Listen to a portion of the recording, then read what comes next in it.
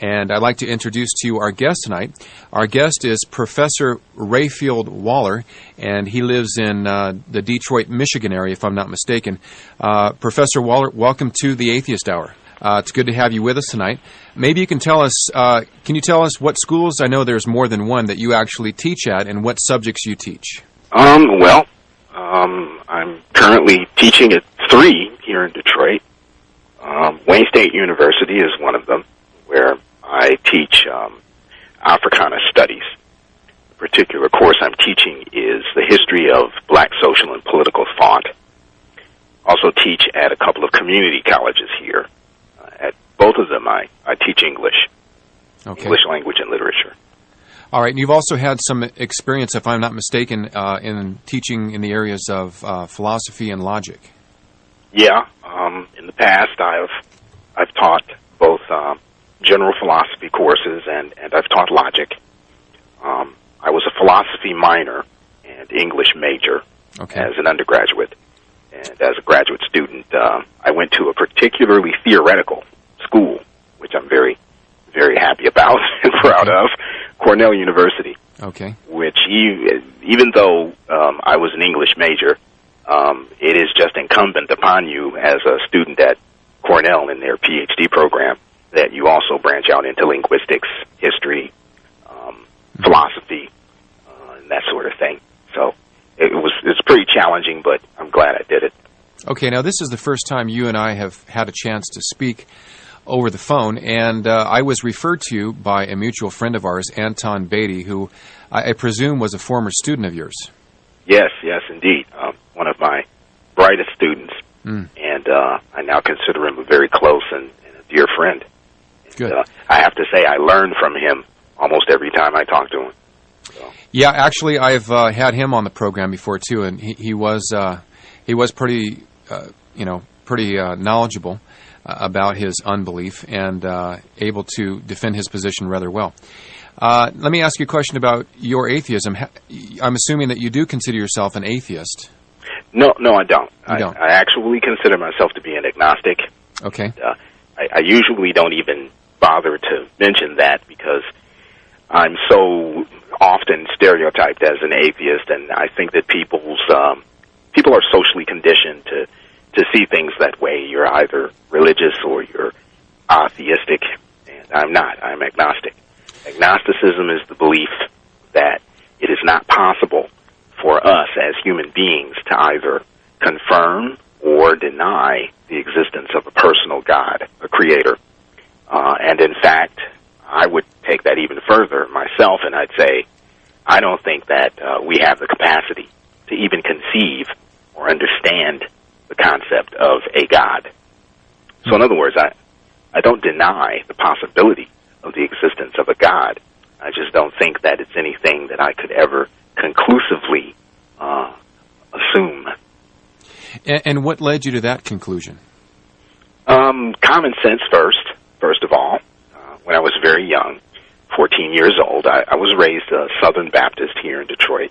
I was very young, and I just sort of, through common sense, arrived at the conclusion that my participating in the religious rituals of my church was sort of irrational. I saw no evidence to justify the degree of hypocrisy that I encountered, which I think is fairly common in all religious practices, if not in religious idealism, in the reality of how those who profess faith in various theologies, how they behave. I saw a lot of hypocrisy, and I objected to that hypocrisy, and the response that I got from adults was that the hypocrisy was actually a reflection of the divinely inspired Word of God, meaning the Bible. And I arrived at the rational conclusion that everything I saw happening around me was based on interpretation, the interpretation of a supposedly divinely inspired text. I concluded that there was no reason for me to continue to participate in that, but that, in fact, I ought to study that text myself and various other texts. I ought to gather as much information as possible. And at that point, I became an agnostic, though I didn't know at that point what an agnostic was, I became one. And I announced to the church that I was leaving because I felt that I didn't accuse them actually of hypocrisy, but I did say that I felt that it was irrational to continue my participation in the church. And yeah, had a sort of an unfortunate experience because the congregation felt that I was possessed, and they felt that they needed to exorcise the demons from me. And so I was sort of forced to undergo a rather primitive exorcism ritual. Wow. In the basement of the church. My father rescued me from this, actually. He came in, he found out what was going on, he came in and he took me out of there, and he told me that I did not have to go to church anymore if I didn't want to. And in fact, I have not been a believer since then, since the age of 14. Okay. So it was your mom that was more involved than your father was? Yes, my father wasn't involved at all. Okay. And I believe at this point that my father was probably agnostic himself, though he never labeled himself that way. Right. Now I agree with you wholeheartedly that there are hypocrites in not only the church, the Christian church, but there's hypocrites everywhere. In fact, at this very moment, Ray Waller, you are speaking to a hypocrite. And I don't say that proudly. I say that ashamedly. And that I say that because I don't always act as I know I should, or even as I teach others. And but for me, unlike the conclusions that you were led to, for me that becomes more of a confirmation of the truth of God's word as I believe it's found in the Bible, because this is exactly what the Bible tells me I should expect. For example, in Romans chapter 7, Paul, the apostle, who maybe somebody from the outside looking in would think of all Christians, this guy should lead the most exemplary Christian life, but in fact we find him in his own writings talking about his struggle with sin, talking about his inability to perform those things that he knows that he ought to do, and then his inability to keep from doing certain sins that he knows that he shouldn't do. So for me, I guess I was kind of drawn to the opposite conclusions, although I wasn't raised in the church like you were. I didn't become a Christian until I was 26 years of age. But you said something that kind of sparked my curiosity. You said that you had came to the point where you had come to the conclusion that it would be impossible to prove that there was a God, or to have some type of evidence that there was a God. Well, I am at that point in my life right now as an intellectual. But when I was 14, I didn't assume that I couldn't prove the existence of God. And in fact, I felt that I ought to try to do that. I ought to try to gather as much evidence or information as I could about the nature of the universe in general, not just in terms of the existence of God, but basic forces, such as gravity, electromagnetism, light, that sort of thing. I wanted to understand how things worked. I began to study the sciences and became very interested in literature. I started to read very widely. My religious background had prevented me from doing that up to that point. There was a suspicion of too wide reading. My family has always valued education, of course. I mean, you can probably tell that from talking to me and from what you know of me. And this is very true of most African-American families that I'm aware of. It's an aspect of African-American culture, especially from the early 20th century. And my family is very rooted in the early 20th century. So education wasn't the problem, but there was just sort of a bar on certain kinds of reading. And I knew that there were parameters I shouldn't go beyond because of my religious upbringing. We were referred to, I don't know if you know about this, Pastor Cook, but there's something called the Sanctified Church, which is an aspect, a sect within Southern Baptism. And that's what my family was. Okay, so when Sanctified Baptists were sort of suspicious of the outside world, technology and science in particular. I overcame that. And I would just say in your defense, Pastor Cook, that even when I was 14, it wasn't the hypocrisy of individual people that bothered me, because I just see that as human. It didn't bother me that much. What bothered me, and it still does, but it's my critique of religion, as a matter of fact, is that organized religion, people in groups, when they gather together, the hypocrisy becomes programmatic. It becomes a principle of action, and groups of people behave in ways that are very destructive. And of course, examples of that are the Crusades, the Inquisition, what's happening in our country at this point, a return to so-called fundamentalist Christian values that is very destructive and very anti-human, racist, sexist, homophobic.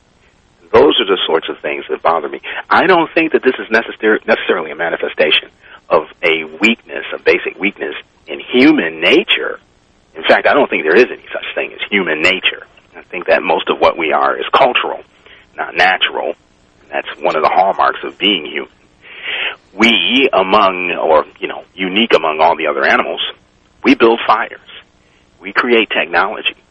We change the natural world to suit ourselves. And so I don't think that there is necessarily any such thing as human nature. But I do believe that institutions can be evil, and that the things that they do can have evil results. That's my critique of Christianity, in fact.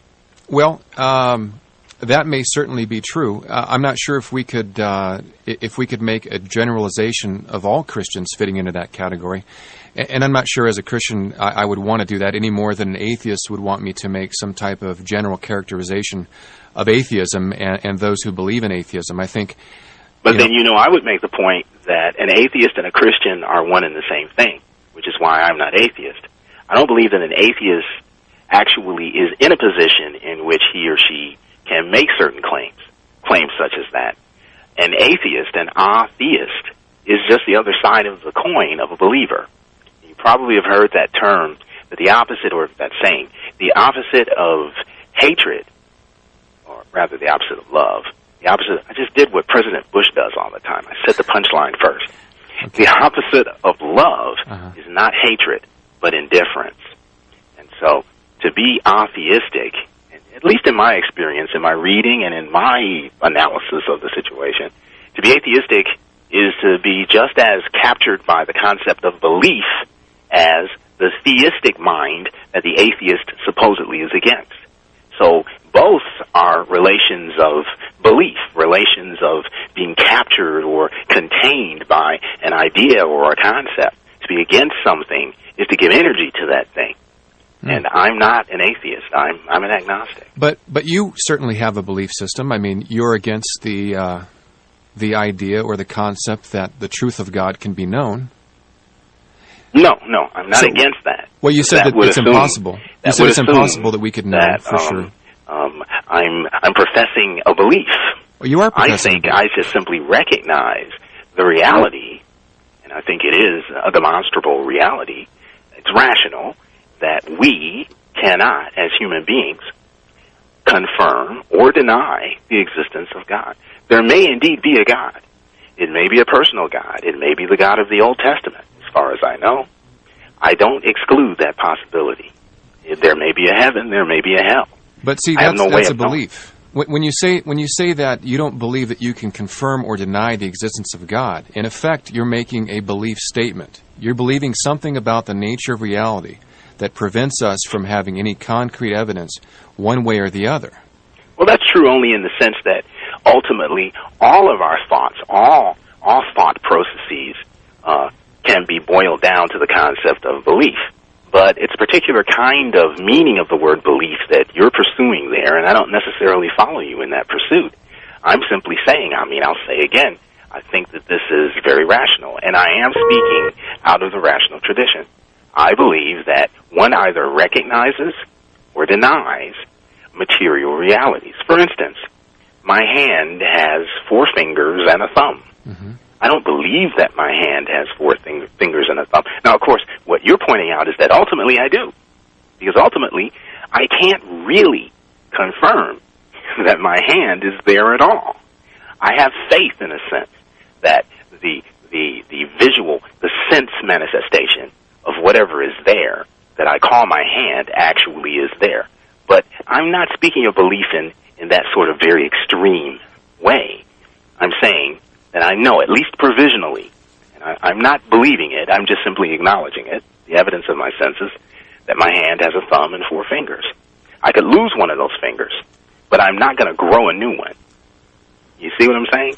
That's not a belief. Right. It's a rational acknowledgement of the nature of my hand, as far as I know. Based on previous observation.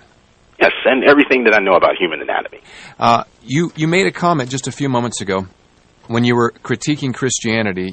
You spoke of hypocrisy as it kind of played itself out in the Crusades in the Inquisition. Mm-hmm. And I also mentioned the fundamentalist Christian anti-human movements of the American culture at this point in our history. The anti-human movement. Yeah, anti-humanist, yes. Okay. I see a lot of the so-called, and I do say so-called because I don't believe that this reflects all fundamental Christian thought, but there is a very powerful political bloc, an economic force at work in our country right now, which is very reactionary, very anti-humanist and anti-human. And the racism, the sexism, the homophobia of those social forces is something that I reject. Yeah, that's probably a subject for another program. And that gets into political philosophies.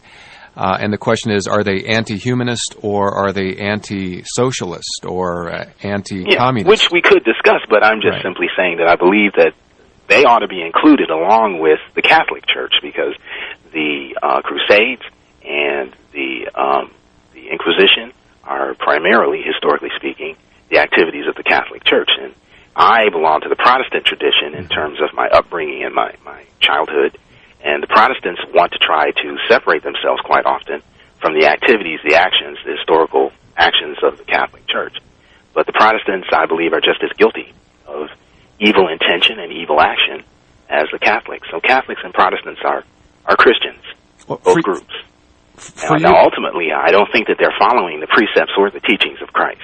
Well, I have nothing against Christ. Right. That would be the major question right there. If Jesus says, "Love your neighbor as yourself," then that kind of seems to be the end of the end of the issue right there. What for you when you use the term evil? Is evil a subjective concept for you? No. It's interesting. I spent a lot of time when I was younger as a philosophy student discussing in abstract terms the nature of evil. It's one of the major areas of philosophic investigation. What is the nature of evil? What is it? Why is it there? How can it be overcome? Is it possible to overcome it? That sort of thing. But the interesting thing about those studies and those discussions I went through is I had very good mentors and very good teachers. My teachers were very humane and very good people. And so I was very lucky in the sense that I was always led away from the abstractions ultimately to core ideas. And so ultimately I don't think that there's really anything to discuss. It's very easy to define evil. Evil is that which we perpetuate, do, acts that we commit that bring pain and suffering to others. I would also say that we should extend that to include pain and suffering that one brings upon oneself. And so to inflict pain and suffering upon oneself is also evil. Upon someone who does not want your abusive treatment, to do that is evil. To abuse oneself also is evil. So anything that causes human pain and suffering is evil. So like a dentist drill would be evil? Well, no, and for very obvious reasons. It's not evil for me to clip my toenails or to clip my fingernails. Every time I do so, I murder billions of cells that are still alive in my body. And so I am inflicting pain in a sense. I would also carry that forward to the concept of the murder of animals for the consumption of, food, sustenance. So I think to a certain extent, it is just natural for us to do that because larger animals prey on smaller animals. That's not necessarily an evil act to kill an animal and consume that animal. However, it becomes evil at the point where it is no longer necessary to sustain one's life. One does it to excess. One does it in a systematic and in an abusive and an inhuman way. And so, of course, what I'm saying is anyone who's not a vegetarian in our modern society is committing or participating in an act of evil, because, you know, our commercial, corporatized food system does indeed unnecessarily inflict pain and suffering on animals. So you're a vegetarian? No, I'm not. I'm a lot like you. I'm a hypocrite. A self-professed hypocrite at that. Yes. I'm wrestling with that, too. I mean, why wouldn't you just stop eating meat? I think I eventually will. So you would classify yourself then as an evil person? Yes. Wow. Yes. Interesting. Well, I'm an agnostic. One of the things that you do as an agnostic is you acknowledge your own weaknesses, your own hypocrisy, your own humanity, and you try to become a better person, and for very rational reasons. Because to the extent that you try to be a better person, you have a reason, you have a justification to demand that other people treat you correctly. We don't have a rational right to demand that we be treated humanely if we ourselves commit inhumane acts. So, in your understanding of the way the world is, would you say that all human beings are to some degree evil? Yes, I think so, and I think that's the answer to that question, that the existence of evil is explained by the existence of desire. Human beings are not like rocks, or they're not like trees, they're not like blades of grass. We have desire. We have both what I would call animal desires, the desire to procreate, the desire to consume food, to drink water, the desire to sleep, the desire for comfort, and we also have abstract desires, the desire for compensation for our work, the desire for recognition, the desire for status, for power. And so because of desire, there has to be the existence of evil, because desire means that we will inevitably come into conflict with each other and with ourselves because of the drive to gain things, to do things, to dominate the world around us, to control our own environment. Well, if all that's true, I'm wondering then why did you bring up the Roman Catholic Inquisitions? I mean, it seems to me that they were only playing out your philosophy of reality. Well, no, because I'm not so simple-minded as to argue that we're automatons. The fact that we have will and that we have desire doesn't mean that we're at the mercy of those things. Rationalism says that we're able to rationally decide that we ought not to consume more than we need. We ought not to bring undue or unnecessary, inflict unnecessary suffering on others, because we can see rationally through the study of history, through the study of human interaction, that when you commit acts of violence, you're creating the possibility, the inevitability that acts of violence will be committed against you. I think that the rational tradition teaches that. And so we have examples of people like Einstein, who was very much against war, against violence, against the use of nuclear weapons, although he cautioned the president at the time that it was possible for nuclear weapons to be constructed. He warned the President of the United States that Germany was probably working on an atomic bomb. He didn't advocate that the United States build one. What he wanted was to spread knowledge, and his hope was, it's a rational hope, which sometimes works and sometimes doesn't, that the more knowledge one has, the more one will be led rationally to behave in a humane fashion. I think it is the province of religious belief, in fact, to be irrational, to think that because you have a divinely inspired entitlement to the true wishes of a so-called personal God, that one is able to inflict pain and suffering, one is able to be an inhumane and abusive person, and that you're acting out the will of God, and that you'll be protected. That the forces of rationality and history will not punish you for your behavior. I don't know any Christians that believe that that's in fact what the Scriptures teach. I don't know personally, because I don't know Pat Robertson. I don't know any Christians either on an individual level. But again, I don't look at Christians or Buddhists or any religious tradition, Muslims, as individuals, when I critique these religious beliefs, I look at them as institutions or as social forces. All right, we're going to take a quick break. We'll be right back. My guest tonight is Professor Waller. We're going to go to the calls when we get back. If you're feeling it when I drop this, show 'em how we blow the spot. Let's make it hot, the shock. Go with the body rock till the party stops. It's time to take it up a notch and keep it locked for the headbangers in the parking lot. Here we come, if you're ready or not. No time to talk, cause we on the clock. Bringing that to your block. Let me show you where we coming from. It don't stop from LA to New York. All right, and we're back. You're listening to the Atheist Hour exclusively on Unchained Radio. My guest tonight is Professor Ray Waller, and we've got several calls waiting, so let's go to our callers.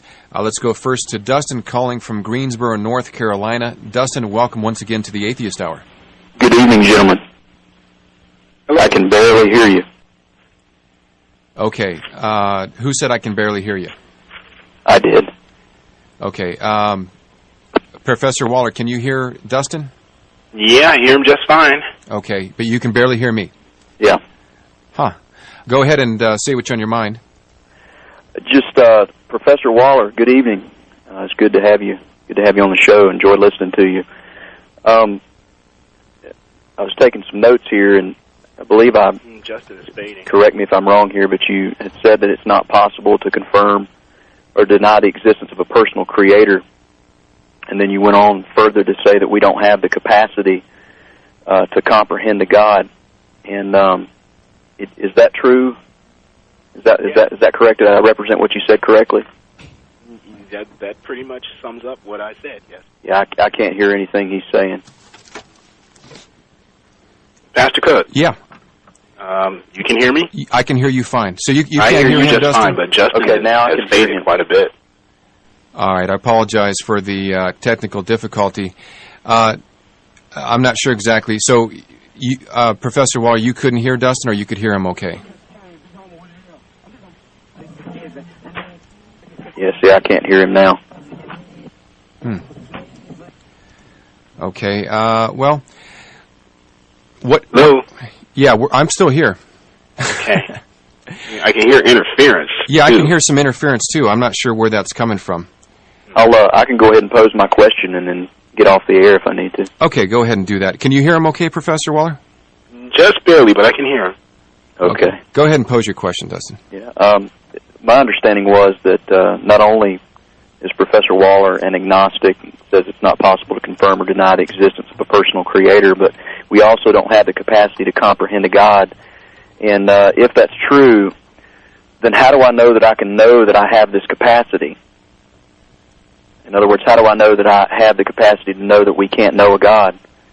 How do I make a positive assertion about the most ultimate issue that faces man when that very assertion rests upon a largely unknowability or a large inability to know that which I say that I'm making a positive assertion about? In other words, it seems to be a self-contradictory worldview because the claim here seems to make no assertion about ultimate reality, but yet it rests upon a most comprehensive assertion about that ultimate reality. So that's pretty much just the question I had. It seems to be self-contradictory from the get-go, but I appreciate you taking my call, and I'll take my answer off the air. Thank you, Dustin. Okay. Well, that's a common logical error that he just made.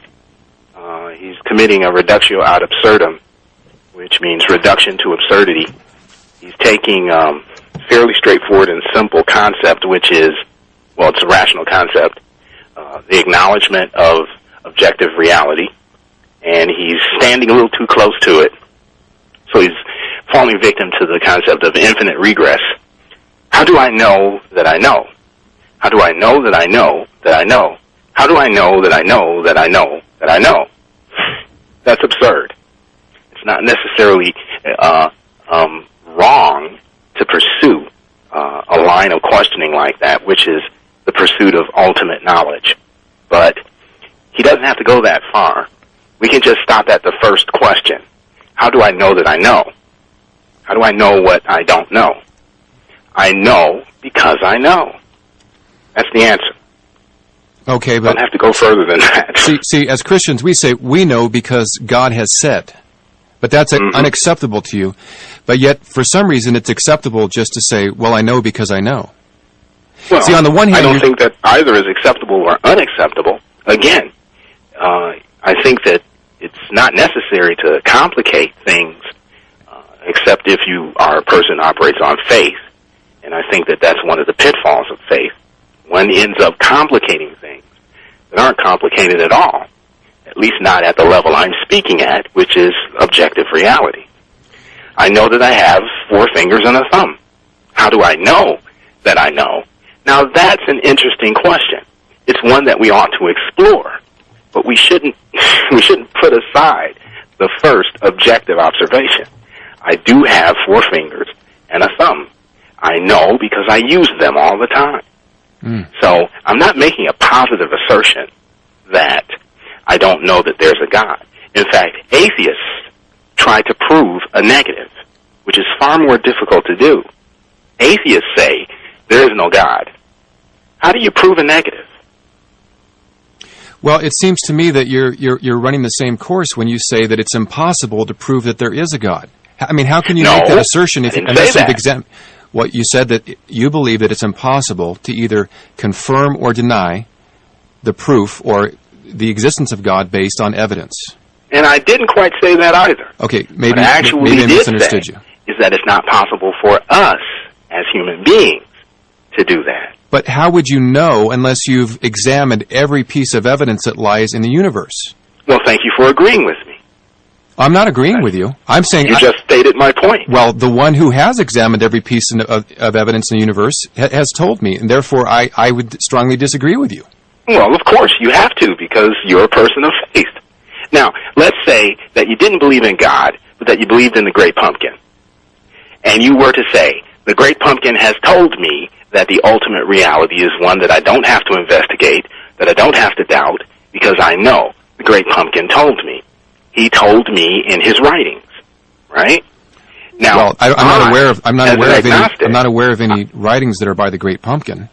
Well, and I'm not aware just that speaking hypothetically. I'm not. Well, see, hypotheticals of course, I'm don't using work. Linus as an example. Okay, but see, hypotheticals don't work. Hypotheticals don't work by way of analogy because they're hypothetical. Well, if I don't get a chance to finish my hypothetical, Pastor, it won't work. I'm sorry. I thought you. Let me just pursue this. Okay. And I'm not trying to be combative. I'm actually trying to present what I think is an escape hatch for Justin, so that he can get out of that infinite regress and escape the reductio ad absurdum that he seems trapped in. So I'm simply making the point that as an agnostic, I acknowledge that you are perfectly justified to make the claims that you do, Pastor, based on faith. Because to have a religious belief requires only one thing: internal consistency. If your belief is consistent with itself, it's justified. You have an ultimate arbiter of reality, what you call the divinely inspired text. That is sort of like your generative source. The beliefs that you hold are generated by that text, and you can always refer back to it and to your interpretation of it to justify the things you say. It would not be rational for me to object to your doing that. I would only object to the extent that you inflict pain or suffering on me. And there are many Christians who do not inflict pain and suffering. For instance, the civil rights movement was supported by Christians. There are many humane movements, humane developments in history, in culture, that are the result of religious belief. I support those things. I only want to object to religious belief to the extent that it is imposed on me. I choose not to believe in the Great Pumpkin, and I choose not to believe in the existence of God. Okay, and that's fine. But when you say... Yes, and you see, you're required to say that it's fine. You must say that it's fine. No, You must try to save my soul, yes. No, I didn't but say... you have I didn't to also accept what I claim I want to believe or disbelieve in. No, because you're a humane man. Well, I take it one step further. I come from the Reformed tradition, so I not only have to accept what you believe, but I recognize that whatever it is that you believe is ordained by God. And so I'm not even going to say that the burden of saving your soul lies on my shoulders. But here's the thing. When you say, namely, that you can't know something, you're making you're claiming a universal negative statement. No, I'm not. When you say it's impossible to know something, that is a universal negative statement. No, it isn't. Well, do you see why it isn't? No, I don't. Well, I used to teach logic. The thing about logic is that it comes in two forms, symbolic and non-symbolic. Symbolic logic can lead us to a position of insanity, and logicians warn us of this, as a matter of fact. They say, and this is the reason that logic is divided up into two forms, deductive and inductive logic. Deductive logic can lead to a type of madness. You can generate little boxes that you can't get out of with deductive logic. Inductive logic, unlike deductive logic, is not based on a finite set of rules that you generate larger rules from. Inductive logic is open-ended. Yes, it is. You're right. I'm being inductive. But see, if I want to learn about an automobile, yes, would I gain more knowledge by deconstructing an automobile or starting out with a garage full of automobile parts and putting them together? Why do you pose that question in the terms of greater or lesser knowledge? Because that's what we're discussing tonight, greater or lesser knowledge. That's not what I'm discussing. Well, I'm saying that we can know for sure. Yes. And you're saying that we can't know for sure. I'm saying that deductively we can know. And you're saying that you prefer the inductive method. Well, of course, you're a deductive thinker. You believe that there's a finite set of rules, the Bible, and your interpretation of it, that generates all the other knowledge that you need to have. I disagree with that. Okay, but when you talk about when you talk about logic, is logic the axiom for your rationality? No, not at all. Logic is simply a tool. It would be wrong to think that a hammer is a really good tool to use to turn a screw. Do I have Screwdriver is. Okay. Am I obligated or am I somehow constrained to use your tools? No, not at all. And in fact, why do you point out? I wouldn't want to live in a universe in which you would be constrained. Then, if logic is your tool, why do you point out? Why do you take the time to point out that I haven't reasoned logically? Now you see, you did it again. You said if logic is my tool. Right. We're getting some. I don't know where that's. I think that interference is coming from your end, Pastor. Yeah, I'm not sure. I'm not sure how that is. Yeah, there's a chip in my phone that prevents radio intrusion. Okay, let me just tell my son. Hey, Noah, are you doing anything on that computer over there? Okay, good.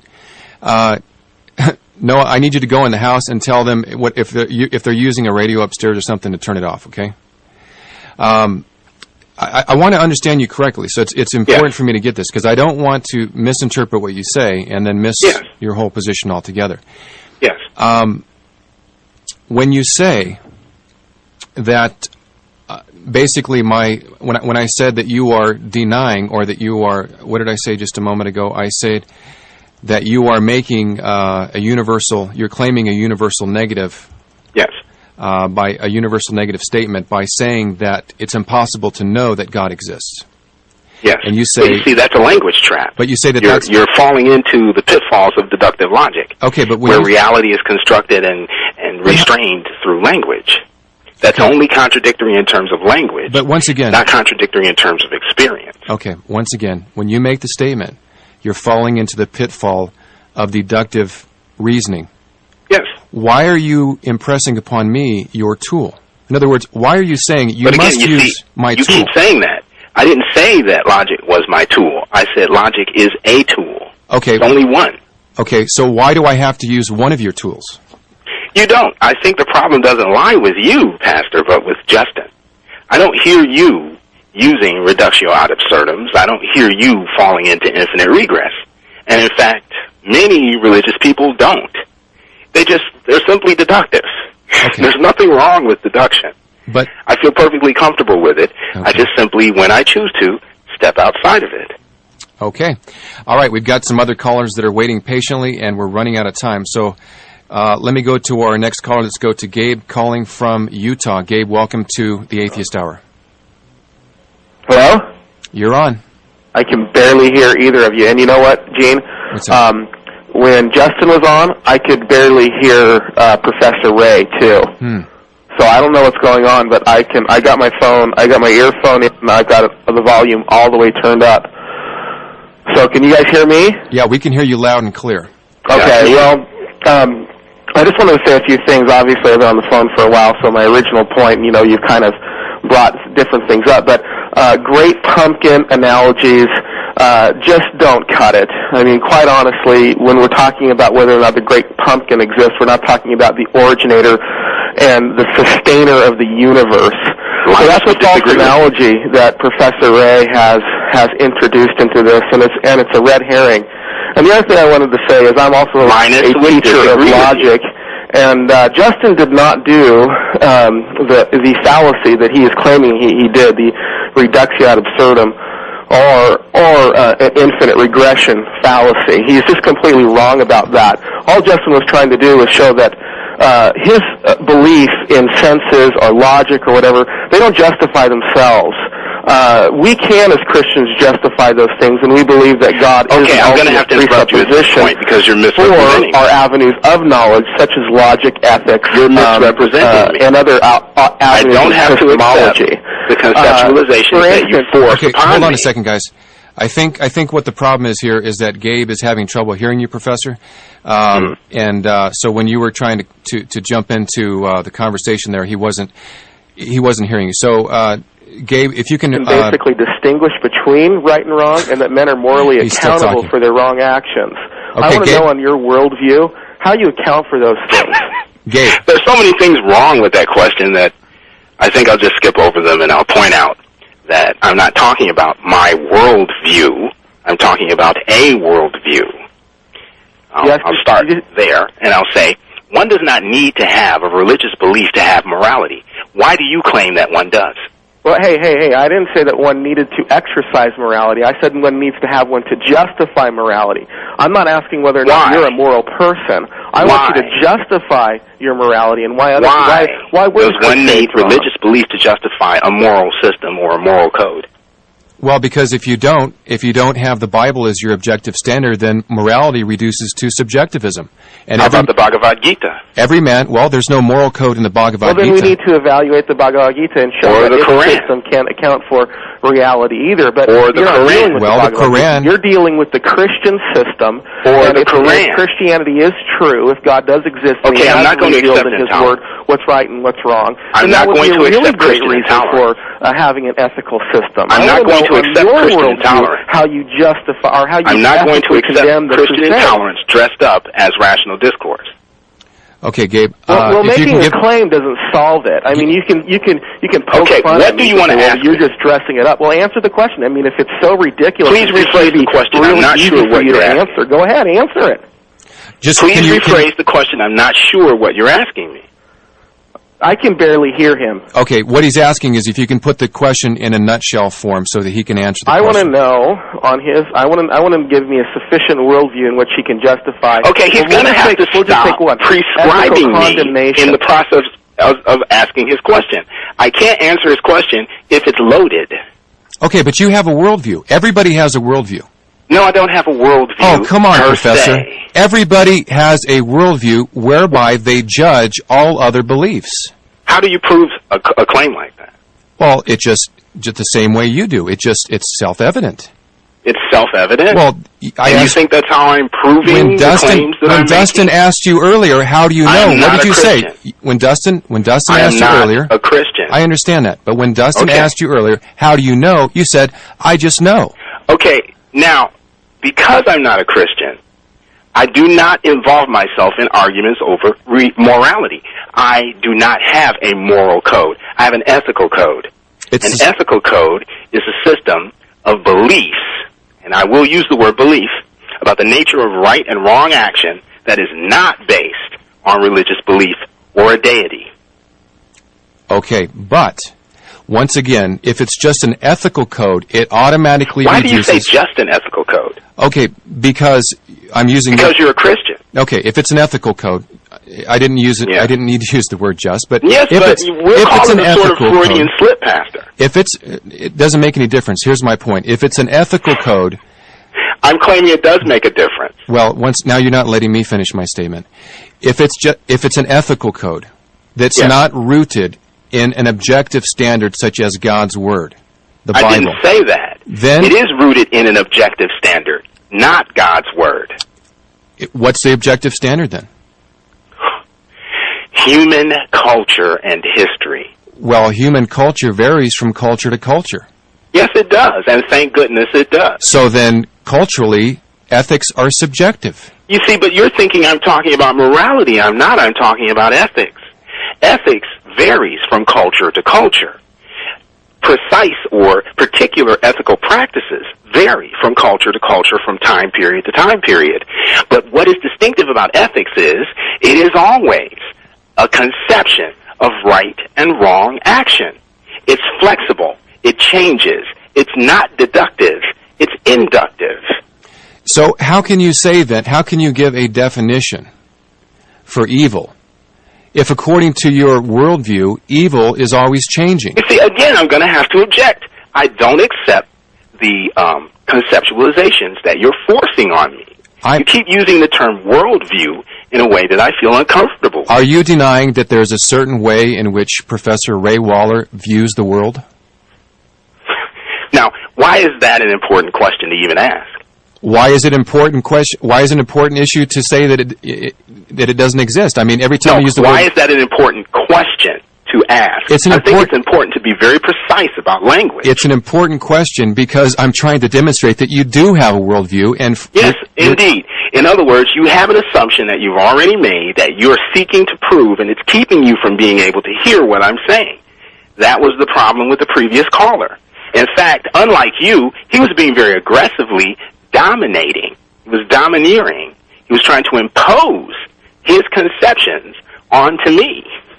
You're not doing that, but you are a person of faith, and you're a Christian. But I'm not a fideist. I think that you're confusing faith with fideism. Well, I'm not a fideist. My faith is also built on evidences, and I would argue rational evidences. And I would argue on your behalf. As I said earlier, I have nothing against belief in the Great Pumpkin. The only thing you require for your belief to be legitimate, and I allow you this, is that it be consistent. You appeal to the Bible for ultimate justification for your system of beliefs. I do. That does not give you the right to impose No. on me. No, you're absolutely right. Not just your system of belief, but the concept of belief as you understand it. I'm not trying to impose anything. I'm trying to understand how, in your world, how you account for things like logic and ethics and things like common sense. I don't know how you could account for these things. I don't know how you fail to see them. No, I see them. I just don't know how you can account for them. Then if you see them, why are you being so questioning? Because I don't think that you can account for them. But you see them. Well, yeah, they're there because you're living in Then God's why world. do you need to account for what you can see? Well, I need to account for what I can see. I'm saying I'm viewing things from my worldview. I can Exactly. I can see them from my worldview. Thank you, Pastor. Okay. Thank you. So I'm wondering how, when you say I look at my hand and I see 5 fingers. Yeah. I'm wondering in Ray Waller's world, where do those 5 fingers come Pastor, from? look at your hand right now. I'm wondering where they come from. Pastor, I see 5. look at your hand right now. I'm looking at it. Do you see 5 fingers? I see 5 fingers. Do you see a thumb? I do. It's not Ray Waller's world then, is it? No, we live in the same world. Yes. But the difference is, in your world, you can't account for where this hand came from. I don't need to, Pastor. Well, That was the problem that Justin had. Okay. It was the problem of infinite regress. okay. Well, that helps me now, because Okay. you're basically saying it doesn't matter where it comes from.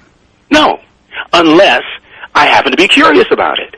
It's possible to carry out investigations about the source of forms. It's called the problem of forms in philosophy. Where did the original thing come from? Now, I'll ask you, Pastor, where did God come from?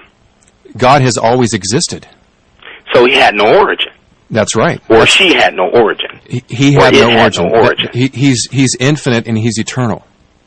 Okay? And the How do scriptures you declare that. justify the belief in something that had no beginning, has no end, was just always there? How do I justify the belief? Yes. Because the one that possesses those attributes has spoken. And There not you only go. that, and not only that, but he's a precondition for morality and logic. There you go. That's your belief. And he's a I don't precondition. share that belief. And he's a precondition for my hand. But see, there's a difference between saying I have a consistent worldview, and I don't bother me with the details. When I ask you where the hand comes from, essentially what you're saying is those are details that I'm not concerned with. Yes, nor do I need to be. So when you say that a worldview only makes sense if it's internally consistent, and then No, I didn't ask say you, that. I didn't say that. or a belief worldview system. Only. You I said don't a use the belief term system. worldview. Okay, a belief system. You're using that term. Okay, What well, I said, again, was that all you need in order to have a religious belief is consistency, internal consistency. okay. Do you have internal? You're talking only about religious beliefs. Yes. Okay, so internal consistency is not something that is necessary.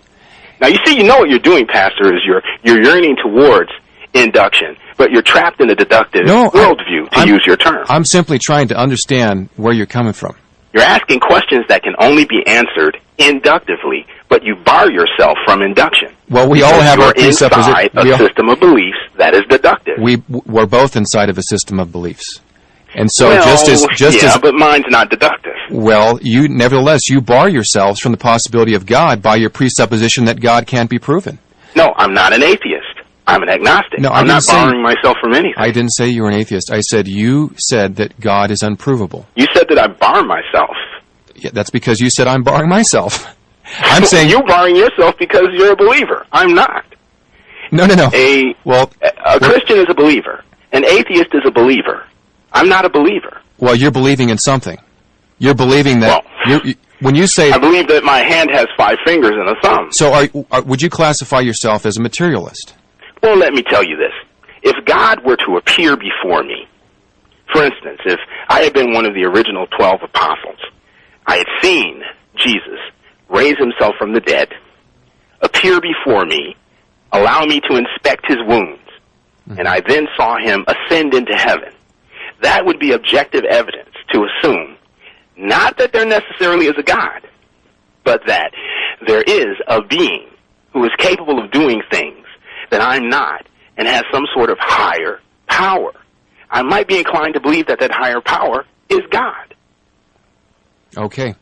Well, Professor Waller, I've enjoyed talking to you, but we are out of time. It is 6 o'clock on the West Coast here. It's been exciting. Yeah, it has. I think it's been a lively discussion. Just when we're starting to, I think, understand where one another's coming from, the time has run out. I do have another program that's scheduled to begin in just a few moments, so I need to let you go. But I appreciate you coming on the show, and I would like to have you on sometime in the future if we can continue this conversation. Oh, I'd love to. I'd love to. Okay. I think that you're basically a good and just man, Pastor. I can tell. Well, I appreciate that, and I have no reason to think otherwise of you, even though we don't share the same worldview. And that's rational of you. Okay. All right. Thank you for coming on. Thank you, sir.